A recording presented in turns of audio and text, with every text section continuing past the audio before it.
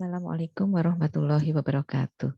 Alhamdulillah, terima kasih atas kesempatan yang diberikan untuk bergabung di dalam webinar Abdimas 4 Universitas Muhammadiyah Yogyakarta.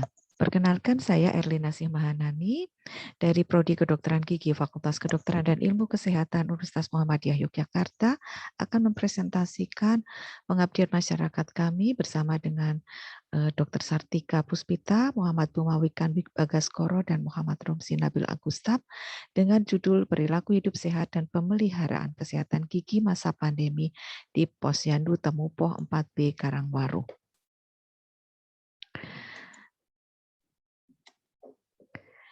Ya, pengabdian masyarakat ini memang kami lakukan atau kami laksanakan di tengah kota, yaitu di Posyandu Temupoh 4B Karangwaru, karena di sini ada Posyandu 4A dan ada Posyandu 4B, dan kami konsentrasikan pada Posyandu 4B karena di daerah Karangwaru ini adalah peta lokasinya, merupakan daerah yang cukup padat penduduknya, berada di tengah kota, dan dekat dengan berbagai sarana pendidikan, dekat dengan Universitas Gadjah Mada, dekat dengan Rumah Sakit Sarjito, di sini juga dekat dengan SMA 11, SMP 6, kemudian SD Petinggen, kemudian ada SD, dan STM di sana, sehingga cukup padat, dan di sini penduduknya ada sekitar 6.293 dengan sebaran usia, banyak yang remaja dewasa, kan di sini juga banyak kos-kosan, dan juga ada yang lansia. Lansia bukan termasuk yang paling banyak, tetapi untuk di Karangwaru itu cukup banyak, termasuk angka yang cukup banyak. Pendidikan di masyarakat Karangwaru ini rata-rata adalah SLTA dan sederajat, kemudian yang D3 sampai dengan S1, keadaannya hampir seimbang dengan taraf pendidikan yang SD sampai SLTP. Sehingga hal ini akan, walaupun di tengah kota, hal ini akan sangat berisiko besar terhadap penyebaran COVID-19 yang sangat tinggi.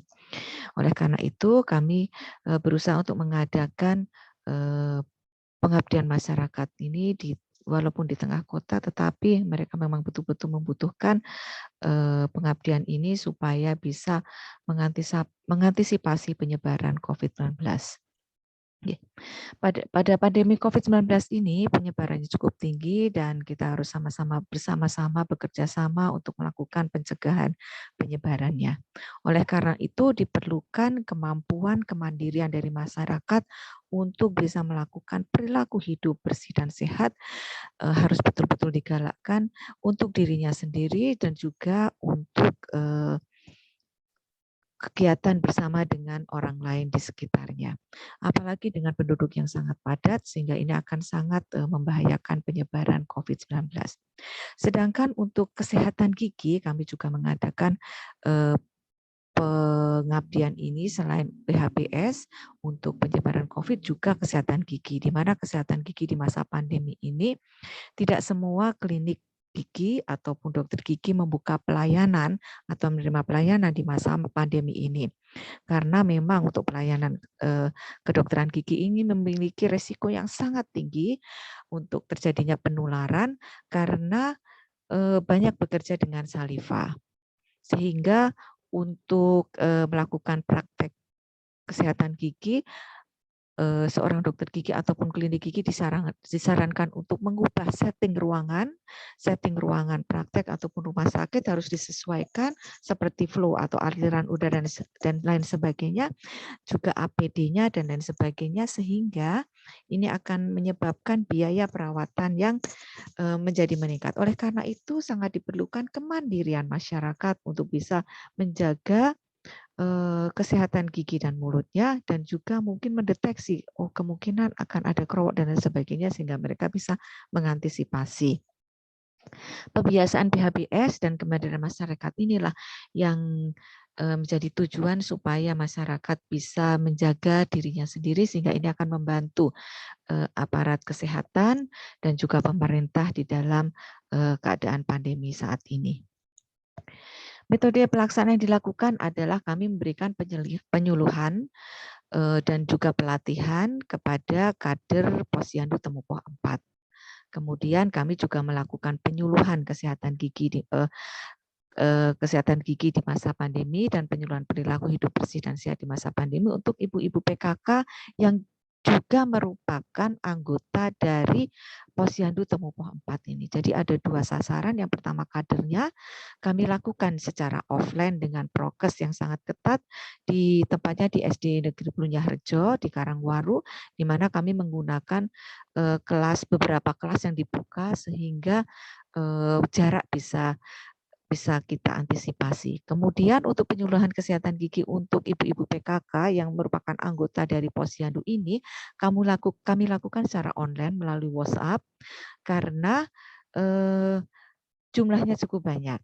Dan kami memang menggunakan WhatsApp supaya bisa dijangkau dengan biaya yang lebih murah ya, sehingga kuota internet tidak terlalu banyak. Kemudian waktunya sangat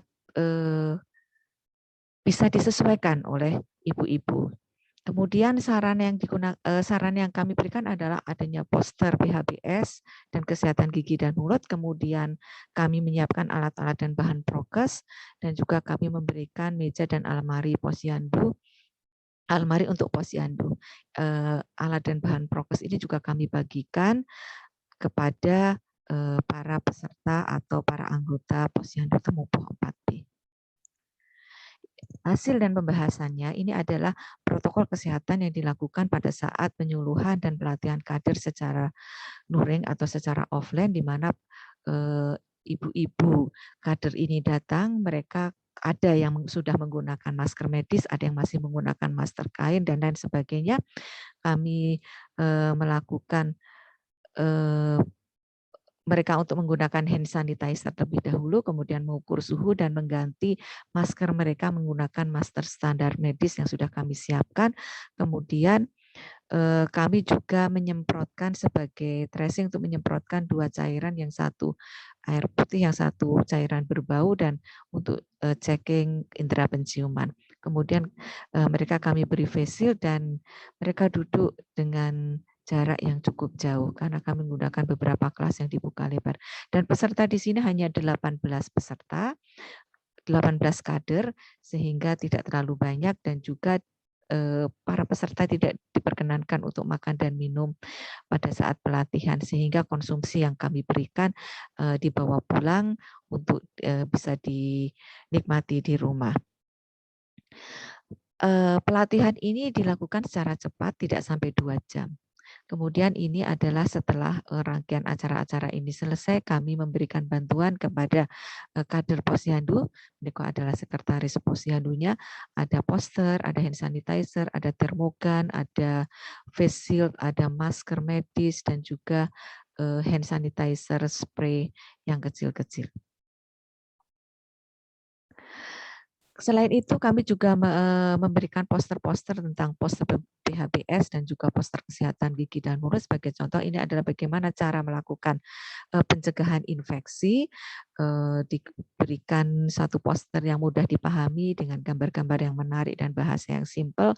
Kemudian kita berikan juga 6 langkah cuci tangan dan juga cara menjaga kesehatan gigi, mendeteksi adanya lubang gigi dan lain sebagainya, apakah ini perlu ditambal atau dicabut dan lain sebagainya, termasuk juga karang gigi. Ini poster-poster yang kami berikan melalui kader Posyandu. Kemudian untuk kegiatan penyuluhan secara online via WhatsApp, kami melakukan dalam satu grup, yaitu grup penyuluhan online untuk ibu-ibu PKK. Kemudian kami men-share materi-materinya, sehingga materi-materi ini kami share baik dalam tulisan dengan gambar-gambar, dan juga mungkin ada gambar-gambar dan juga ada video yang tidak begitu besar datanya. Kemudian di sini kami juga membuka untuk tanya jawab, sehingga ada peserta yang melakukan tanya jawab di sini. Kadang mereka berkonsultasi juga tentang kesehatan gigi dan mulut, dan kami menjawab di sini. Ini kami buka hampir sampai 1 minggu, sehingga mereka bisa nyaman untuk bertanya tentang segala sesuatu tentang masalah PHBS, COVID, dan juga kesehatan gigi dan mulut. Kemudian kami juga memberikan buku panduan untuk kader Posyandu Temupo 4B untuk mereka bisa digunakan sesudah kegiatan pengabdian masyarakat ini, sehingga kegiatan ini tetap masih berlanjut walaupun mereka melakukannya sendiri. Ya. Penyuluhan dan pelatihan kader secara offline diikuti 18 kader dan dilakukan kurang dari 2 jam. Alhamdulillah bisa berjalan dengan lancar dan konsumsi tadi dibawa pulang, tidak ada makan dan minum di tempat penyuluhan.